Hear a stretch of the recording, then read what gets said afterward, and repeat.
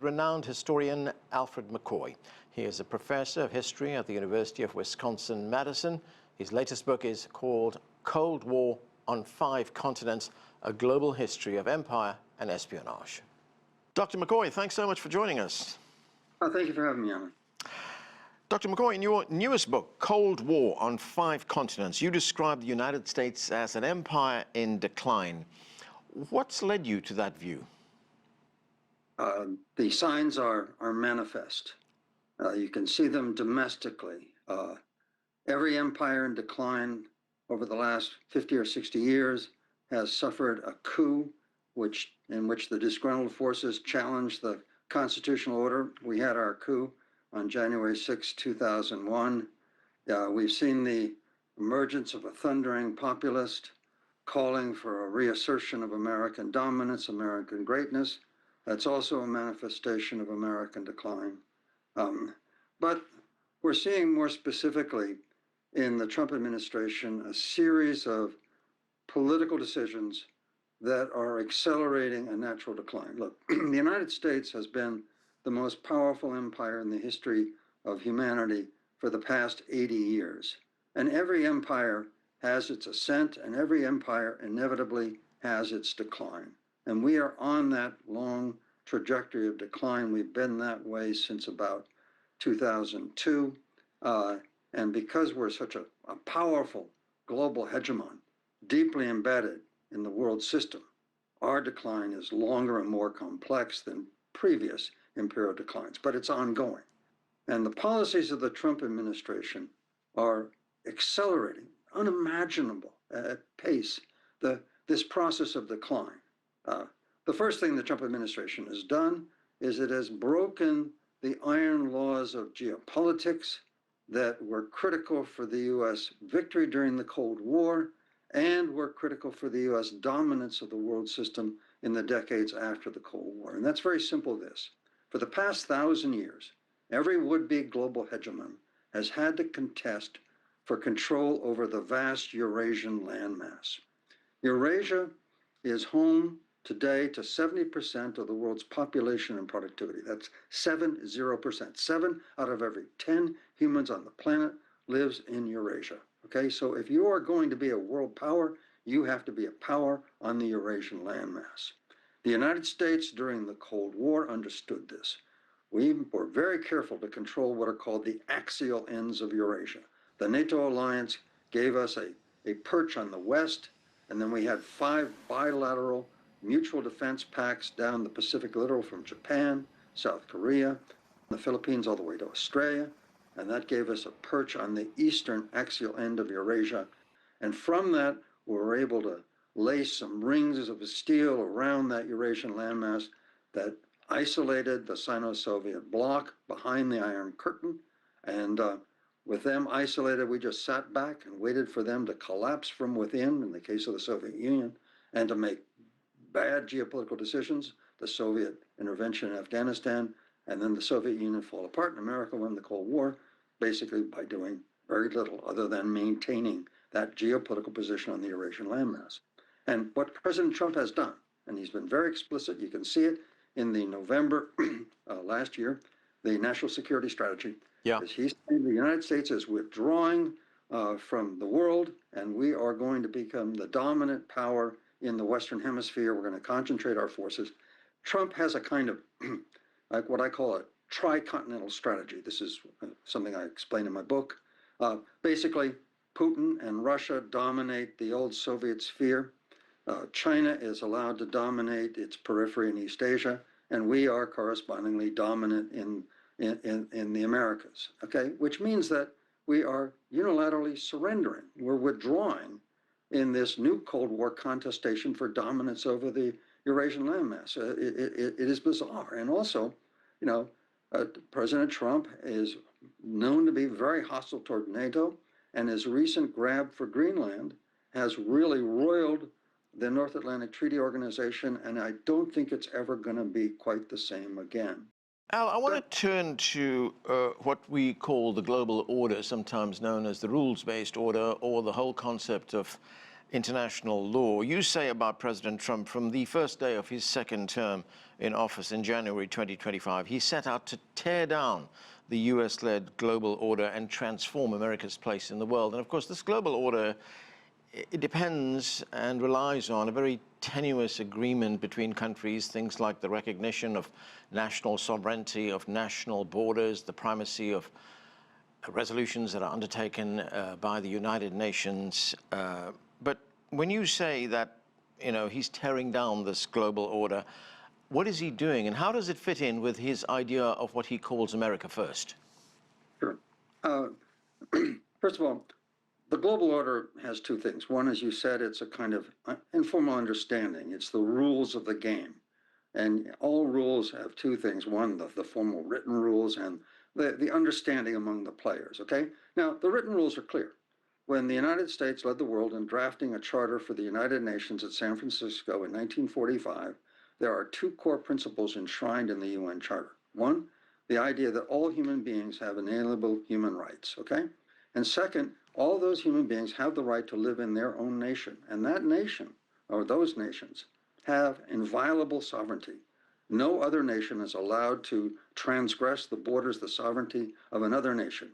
Nations gave up the right to territorial expansion by force of arms. Those were the two principles that in all of those thousands of words in the UN Charter, those are the core principles. So it does have, in fact, a specific reality written down in that UN Charter. And Trump has effectively set that aside. I mean, first of all, he's in the process of trying to create his own international order with his own rules-based system that he's announced. And second, he's transgressed both the written idea of non-violation of sovereignty by the claim to Greenland, and he's violated the unwritten rules that nations don't use threats of military force to advance territorial claims. And that has done incalculable damage to the global order. Now, basically, it's coincident with what I talked about earlier. It's coincident with Trump's tricontinental strategy. He doesn't see a world of which there are 192 nations, all represented in the General Assembly of the United Nations, all with an equal vote. No, he sees a world of great powers, and he sees three great powers with three spheres of influence.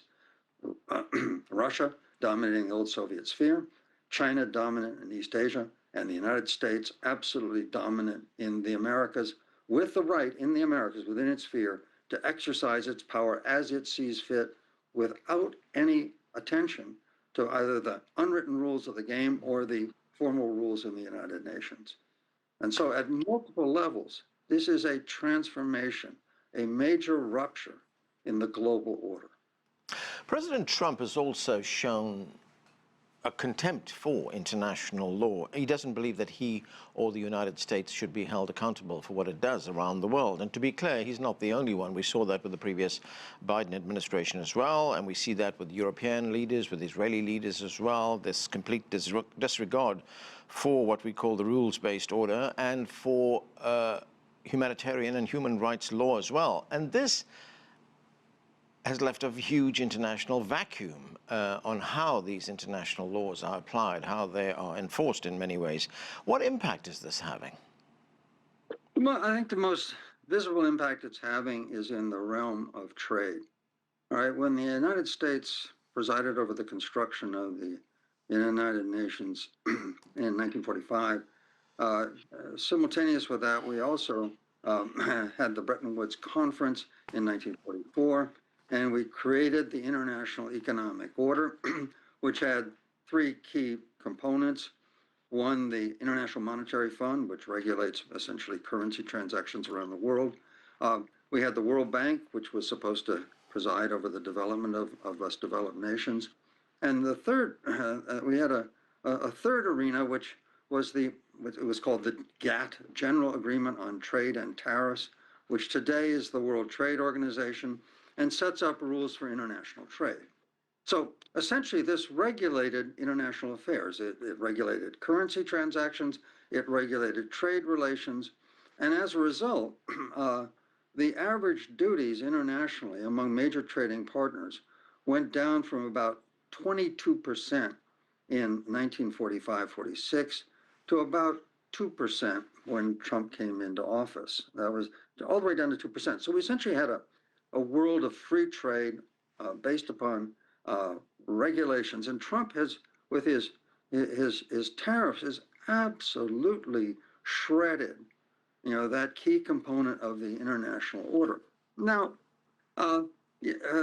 Trump and his acolytes claim that this is an assertion of American sovereignty, that this will bring back prosperity to America, bring back manufacturing to America, that we're going to be paying up front, there'll be some disruption, but medium term, just over the horizon is economic prosperity. And I think this is fundamentally wrong. Look, when this international order was created back in 1945, the United States was between 50 to 60% of the world economy right after World War II. I mean, the major industrial nations, Europe, Japan, Russia, were devastated.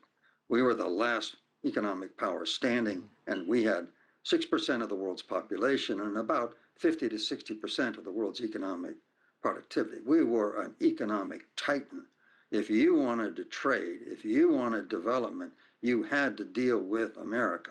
Well, we've presided over a very lively, very productive world economy since 1945, and the United States is down to about 20% of world trade, 20% of world productivity. That leaves 80% of the world. And so as America becomes erratic and kind of irresponsible and violates all these rules that America created, the world is now starting to trade with themselves, with, Canada's gone to China, Britain is going to China. There's 80% of the world economy out there, and the world is starting, and you can see all these bilateral and multilateral pacts are just popping up, leaving the United States aside.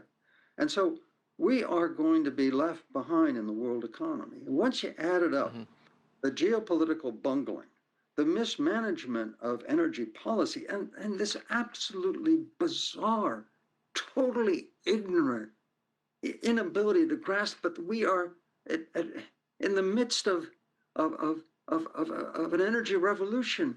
It would be as if the United States decided that when Britain was developing steam engines that we were going to breed more horses. Yeah. I mean, it's beyond belief. Okay, so you add up these three things: the geopolitical miscalculation, the bad energy policy, and then this egocentric trade regime and the trashing of the global trade order. And you add them all up, and what you see is medium-term trajectory, an accelerating U.S. decline. Dr. Alfred McCoy, thanks for joining us. Oh, sure. Thank you. Thank you for having me.